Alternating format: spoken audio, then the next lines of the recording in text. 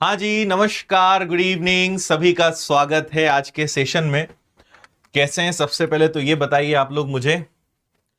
हाँ, मैं आ चुका हूं और बहुत सारी तैयारी करके आज मैं आया हूं क्योंकि आप लोगों को आज शानदार जानकारी मिलने वाली है। आज हमने एक वीडियो डाला है जिसमें ग्रुप डी की सैलरी मैंने बताई है, मतलब एक सैलरी स्लिप मैंने डिस्कस की है। तो आप एक वो वीडियो देखिएगा, बाकी एक मेरा पूरा एक्सप्लेन करने वाला वीडियो भी आपको एक आध दिन में मिलने वाला है।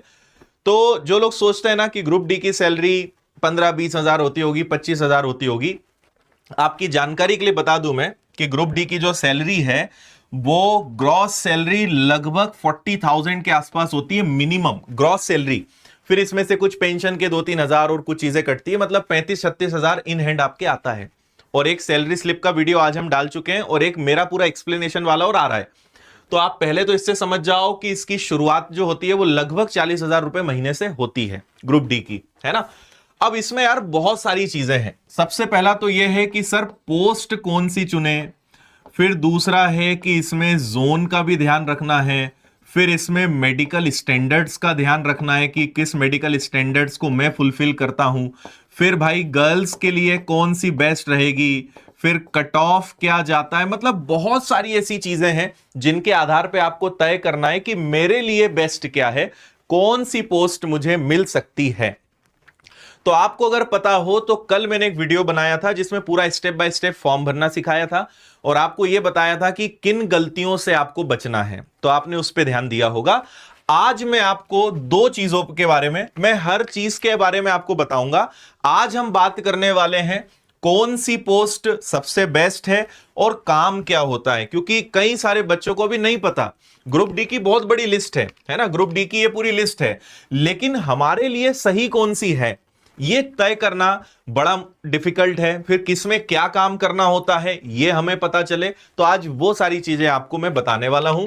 आपको पता होगा कि इसका नोटिफिकेशन और बाकी चीजें तो हैं, 23 जनवरी से फॉर्म भरना स्टार्ट हो चुके हैं और आपके पास लगभग 1 महीने का समय है। आप 1 महीने में इसका फॉर्म भर सकते हैं। फॉर्म कैसे भरना है उसकी जानकारी मैंने दे दी है। Qualification, exam pattern, syllabus, age, इन सब को लेकर एक वीडियो ऑलरेडी बन चुका है। आज हम बात करने वाले हैं प्रेफरेंस के बारे में, बेस्ट जॉब और किस जॉब में क्या काम होता है। तो आइए करते हैं शुरुआत, ठीक है। तो देखिए, ये हमने एक प्रेफरेंस हमारे स्तर पे बनाया है कि अगर आपको एक सामान्य कि भाई काम और पर्सनल और प्रोफेशनल दोनों में बैलेंस करना है, तो ये एक हमारी तरफ से आपके लिए एक सजेशन है, एक प्रेफरेंस है कि इसकी तरफ आप जा सकते हो। पर इसके बारे में थोड़ा लास्ट में बात कर लेंगे। हालांकि ये चार्ट आपके बहुत काम का है क्योंकि इसमें पोस्ट का नाम, डिपार्टमेंट, सब डिपार्टमेंट और मेडिकल स्टैंडर्ड क्या क्या होते हैं। मेडिकल स्टैंडर्ड का एक वीडियो मेरा ऑलरेडी डला हुआ है, आप उसको भी सर्च कर लेना, है ना। आप कोई भी वीडियो के आगे मेरा नाम लगा देना बाय आदित्य पटेल, तो medical standard in railway by Aditya Patel, आपको मेरा वीडियो मिल जाएगा।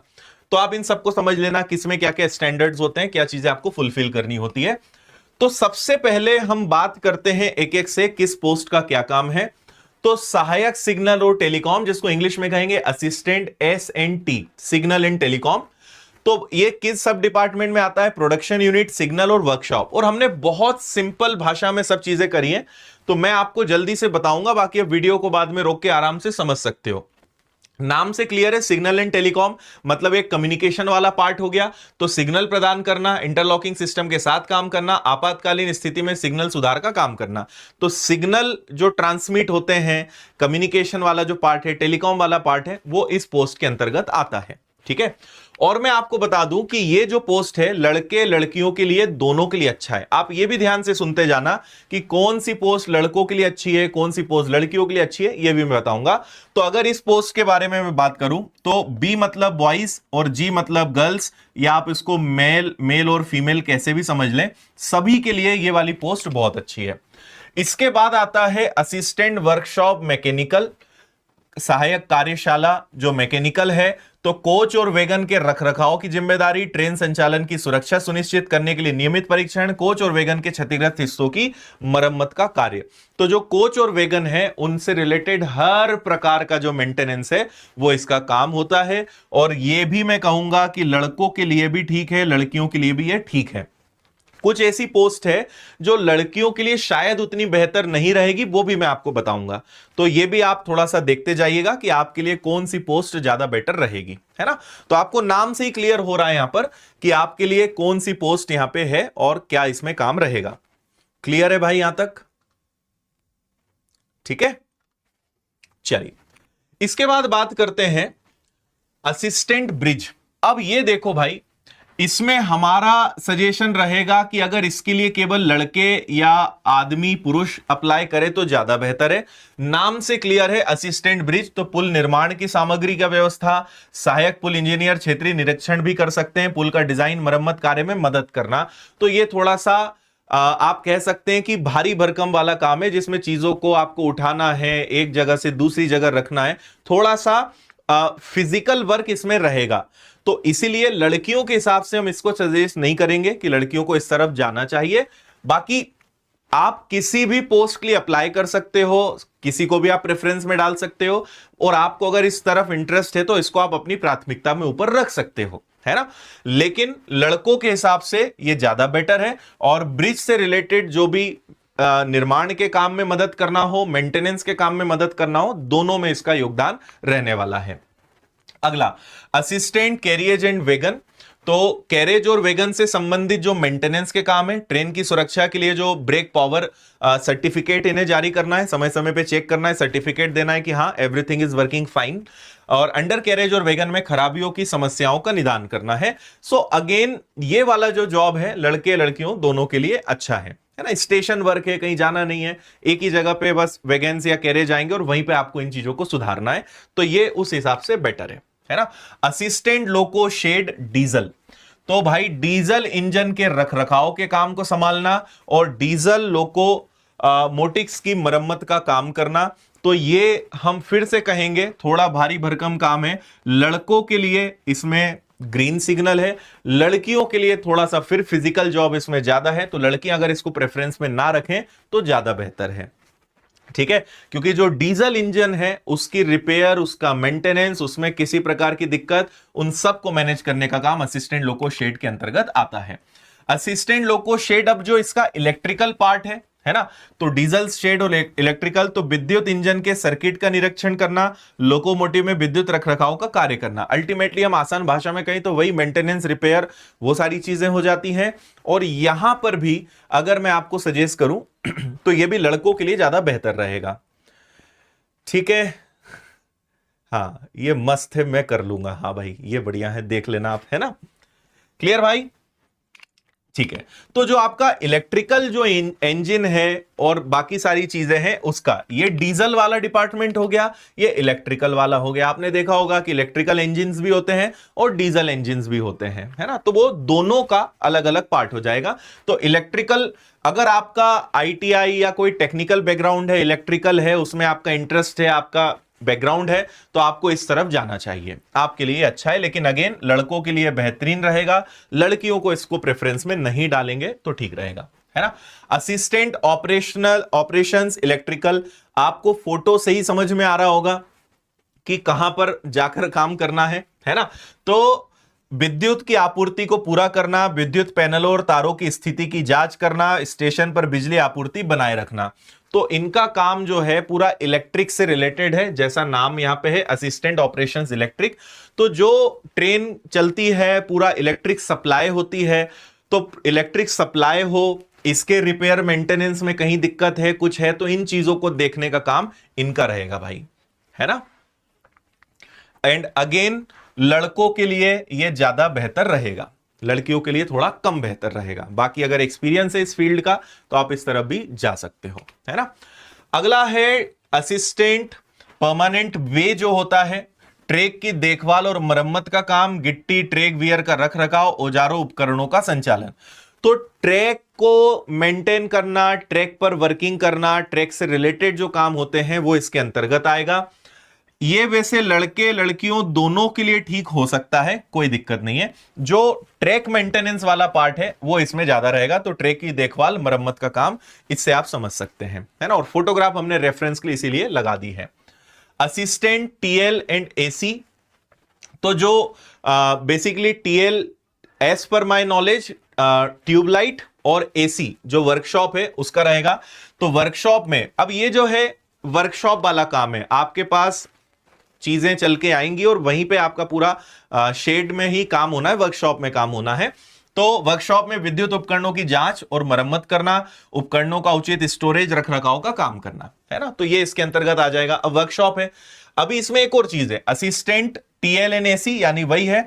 अब यहां पे जो आता है ना, ट्रेन में जो लाइट होते हैं, एसी होते हैं, इनके सिस्टम का निरीक्षण करना, सुविधाओं के लिए ट्रेन के सभी उपकरण, तो यात्रियों की सुविधाओं के लिए जो चीजें होती हैं वो सब इसका पार्ट हो जाता है। ठीक है, तो थर्ड एसी है, सेकंड एसी है, फर्स्ट एसी है, स्लीपर है, तो इनमें जो लाइट्स हैं, जहां पे एसी लगे हैं, उन सब का ये वाला काम मेन हो जाता है। ओके, तो ये बहुत अच्छा काम है, लड़कों के लिए भी बढ़िया है, लड़कियों के लिए भी बढ़िया है, कोई दिक्कत नहीं है, क्योंकि इसमें कोई आप कह सकते हैं कि फिजिकल या कोई वजन वाला ऐसा कोई काम यहां पर किसी प्रकार का नहीं है। ठीक है, बाकी लड़कों के लिए ज्यादा बेहतर ये वाला काम भी रहेगा। इसके बाद असिस्टेंट ट्रैक मशीन की बात करते हैं, सहायक ट्रैक मशीन। ठीक है, तो ये एक ट्रैक मशीन होती है, इससे रिलेटेड जो काम होता है, इसको संभालना, इसकी मरम्मत, इसके उपकरणों का रखरखाव करना, उपकरणों की प्रभावशीलता को बनाए रखना, ट्रैक मशीनों का नियमित निरीक्षण और मरम्मत करना। तो ये जो ट्रैक मशीन है, इसको भी तो मेंटेन और इसको भी तो समझना पड़ेगा, तो इसके लिए ये रहता है भाई। तो ट्रैक मशीन की तरफ आपको जाना है, ये भी बढ़िया है, लेकिन एक शिफ्ट में आप मान के चलिए कि लगभग 8 से 12 घंटे का काम है ना। लड़कों के लिए अगेन ये अच्छा विकल्प रहेगा। और इसमें एक चीज, वैसे तो छुट्टी है, सप्ताह में आपको एक दिन मिलती ही है ना। इसमें क्या एसी सुधारना रहेगा। देखो मैं आपको एक चीज और बताता हूं, इन सब में आपको भले इलेक्ट्रिकल, इलेक्ट्रॉनिक्स या टेक्निकल नॉलेज ना हो, लेकिन आपके ऊपर इंजीनियर्स रहेंगे, है ना। जूनियर इंजीनियर्स आपने सुने होंगे, सीनियर इंजीनियर्स होते हैं, तो आप इंजीनियर्स के अंडर में काम करेंगे, इसलिए वो आपको सब चीज सिखाएंगे। आपको तो अभी आता नहीं है आपका, क्योंकि अब तो 10वीं पास बच्चा भी भर सकता है, तो उसको तो टेक्निकल नॉलेज है या नहीं है क्या पता। इसलिए काम जो भी आपका होगा वो आपको सिखाया जाएगा, और आपको भले उस फील्ड का नॉलेज ना हो, लेकिन आप जिस टीम में काम करेंगे उसमें जो सुपरवाइजर्स और जो मैनेजर्स रहेंगे वो सब इंजीनियर्स होते हैं या उस फील्ड के एक्सपर्ट्स होते हैं, जो आपको कोई भी चीज सिखाएंगे या कहेंगे बस इतना कर लो भाई तुम, बाकी छोड़ दो, वो किसी दूसरे से करा लेंगे।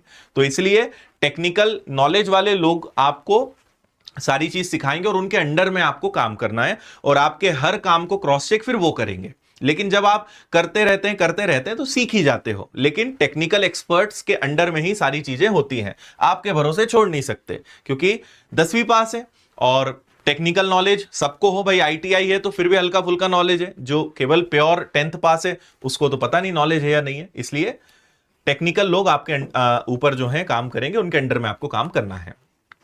ठीक है भाई। इसके बाद आता है असिस्टेंट TRD, निर्माण और वेल्डिंग कार्य में सहायता करना, निर्माण सामग्री की गुणवत्ता सुनिश्चित करना, उपकरणों का निरीक्षण करना। तो इसमें मेरे ख्याल से कोई दिक्कत ही नहीं है। ठीक, निर्माण और वेल्डिंग कार्य से रिलेटेड जितनी भी चीजें हैं वो उनकी क्वालिटी चेकिंग, ये सब उसके अंतर्गत आता है। ट्रेन चलाने के लिए किसका फॉर्म भरना है? ट्रेन चलाने के लिए होता है ALP, असिस्टेंट लोको पायलट, है ना। आप पहले ALP असिस्टेंट लोको पायलट बनते हैं, बिना टेक्निकल डिग्री के आप ट्रेन चला नहीं सकते, है ना। और असिस्टेंट लोको पायलट अभी पिछला हो चुका है, इस साल का आने वाला है।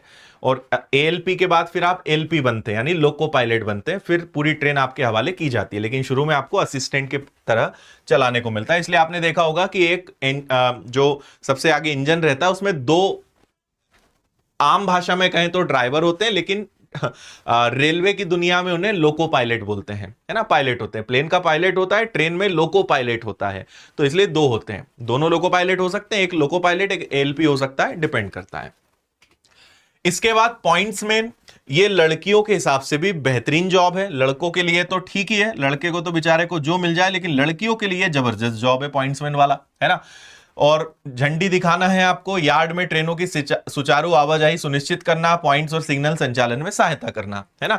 तो सबसे कॉमन जॉब आपने अगर देखा हो कि सब बढ़िया है, जाने दो आगे, तो हरी झंडी दिखाने का काम, है ना। और केवल ये काम नहीं, बाकी भी इनके पास काम होते हैं, सिग्नल्स के और बाकी कम्युनिकेशन के, तो ये वाला काम इनके पास होता है। ठीक है। और सारी चीजें प्रॉपर चले, ट्रेन आपके स्टेशन को सुचारू रूप से अच्छे से पार कर जाए, ये आपकी जिम्मेदारी है। और आगे जहां तक आपका एरिया है वहां तक की जिम्मेदारी आपकी कि सब ठीक है, सिग्नल्स प्रॉपर वहां तक है। क्योंकि आपको पता होगा जो लोको पायलट होता है उसको कोई मतलब नहीं, वो पूरा सिग्नल्स पे काम करता है। भले उसे दिख रहा है कि आगे का ट्रैक अच्छा है, बढ़िया साफ है, लेकिन अगर रेड है तो उसको रोकना है, ग्रीन है तो चलने देना है, येलो है या कुछ है तो उसको स्लो स्पीड में चलाना है। तो ये पूरा सिग्नल बेस्ड काम है। ऐसे नहीं होता है कि जो पायलट है वो अपनी मर्जी से गाड़ी भगा रहा है, लेट चल रही तो कवर कर लेगा, नहीं, उसके हाथ में कुछ नहीं है। उसके हाथ में रूल्स है, जब जो स्पीड के इंस्ट्रक्शंस आएंगे वैसे, जब रुकने कहा जाएगा रुकना है, जब चलने कहा जाएगा चलना है। वो अपनी मर्जी से कुछ नहीं कर सकता। तो ये सब करवाने के लिए लोगों की पूरी टीम बिहाइंड द सीन काम करती है, जो सिग्नल्स और बाकी सब चीजें उन्हें टाइम टू टाइम बताते हैं और उस हिसाब से उन्हें चलाना होता है। तो ऐसे नहीं है जैसे बस का ड्राइवर होता है अपनी मर्जी से भगा रहा है, यहां मर्जी नहीं चलती, यहां पे उसको मैनेज करने वाले लोग होते हैं। सिग्नल्स बेस्ड पूरा ये काम है, ठीक है।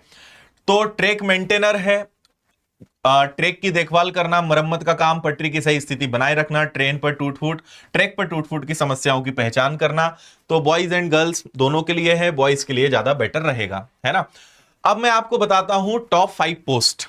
अगर आप चाहते हैं कि भाई बहुत ज्यादा हार्ड वर्क भी ना हो, सब कुछ ठीक हो, तो आप ये 5 पद हैं जिनको चुन सकते हैं। Pointsman, assistant SNT signal and telecom, assistant operations, assistant TRD, assistant TL and AC, जो वर्कशॉप के अंतर्गत है। ये हमारा सजेशन है कि ये टॉप 5 है। सब जॉब अच्छे हैं आपके इंटरेस्ट के हिसाब से, लेकिन अगर लड़कियों के पॉइंट से भी बात करें तो ये बहुत अच्छे जॉब्स हैं। लड़कों के लिए भी बात करें तो यहां पे चीजें फिजिकल कम है और मतलब एक ठीक ठाक जॉब है। बाकी तो फिर काम जो करना है, जो सारी चीजें हैं।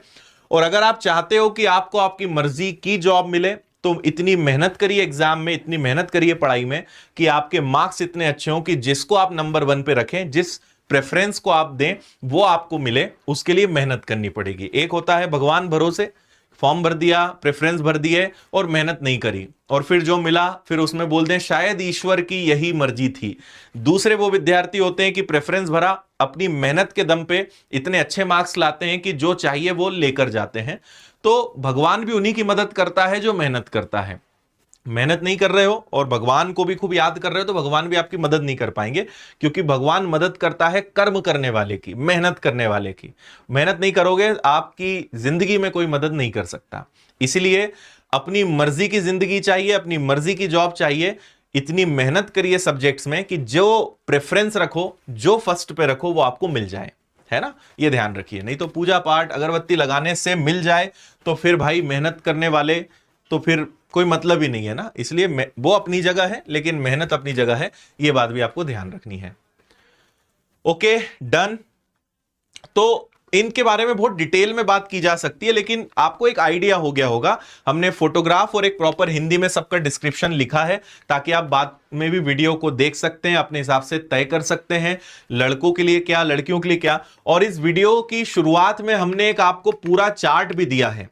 अगर आपको लगे कि मुझे तो कुछ समझ नहीं आ रहा तो आप क्या कर सकते हो, इस मतलब प्रेफरेंस को फॉलो कर सकते हो। फर्स्ट पे ये, सेकंड पे ये, थर्ड पे ये, फोर्थ पे ये हमने बहुत विचार करके कॉमन बनाया है, आप इसको फॉलो कर सकते हो। ये हमारा सजेशन है, लेकिन फिर मैं कहूंगा अगर अपनी थोड़ी सी ब्रेन का यूज करके अपने अकॉर्डिंग करोगे तो ज्यादा अच्छा है। सुनो सबकी, YouTube पे खूब ज्ञान मिलेगा, खूब नॉलेज मिलेगा, खूब वीडियोस मिलेंगे। ये जोन अच्छा, ये पोस्ट अच्छी है ना, ये इसका कट ऑफ इतना जाएगा। मैं आपको बता दूं कि हर बार ट्रेंड चेंज होता है। अल्टीमेटली आप सही डिसीजन तभी लोगे जब आप खुद अपने हिसाब से डिसीजन लोगे। नहीं तो कोई, मैंने कल भी कहा था कि कोई एक प्रेफरेंस, कोई एक कट ऑफ या कुछ एक जोन सबके लिए काम कर जाए जरूरी नहीं है। सबकी अपनी रिक्वायरमेंट है, सबकी अपनी पर्सनल व्यक्तिगत अलग परिस्थितियां हैं, सबका अपना एरिया ऑफ इंटरेस्ट है। सबका, कोई पूरे भारत में ऐसा है कि मुझे तो घर से जितना दूर फेंक सकते हो फेंक दो, मैं तो घर से बहुत दूर रहना चाहता हूं।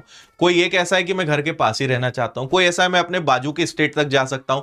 हर एक की अपनी परिस्थिति है। तो इसलिए कोई एक फॉर्मूला, एक प्रेफरेंस सबके लिए काम कर जाए बिल्कुल जरूरी नहीं है। इसलिए सब चीजों का नॉलेज लो, सब लोगों को सुनो, सब प्रकार का ज्ञान लो और अपने हिसाब से फिर आप डिसीजन लोगे, वो सबसे बेस्ट रहेगा। इसलिए हम लोग आपको नॉलेज देने का काम करते हैं।